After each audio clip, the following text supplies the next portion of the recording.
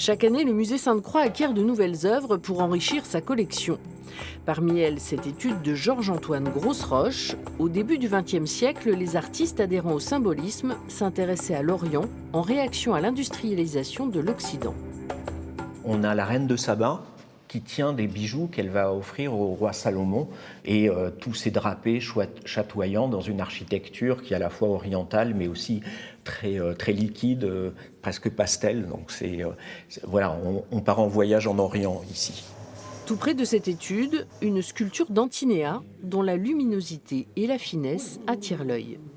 Cette femme langoureuse qui va avec son bracelet de serpent attirer les hommes à elle pour un funeste sort. Et là, on est sur un sculpteur italien qui s'appelle Gamboggi.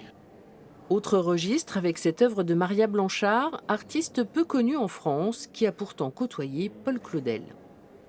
C'est un cubisme là qui repasse par la figuration qu'on voit dans le traitement des manches, dans les sphères des cheveux, dans cette nature morte aussi qui est très cubiste. Ce renouvellement est apprécié par les visiteurs réguliers. Ça fait plaisir. Non, parce que moi, bon, si vous voulez, le problème est différent de la personne qui vient une fois. Moi, ça fait depuis l'ouverture du musée que je viens. Ah oui. Donc, si vous voulez, pendant des années, ça n'a pas bougé. Ici, les œuvres acquises peuvent avoir été léguées pour 40% d'entre elles ou achetées à d'autres musées, des particuliers ou lors de ventes aux enchères. Pour en savoir plus sur ces nouveautés, le musée propose des visites gratuites le mardi à 12h30.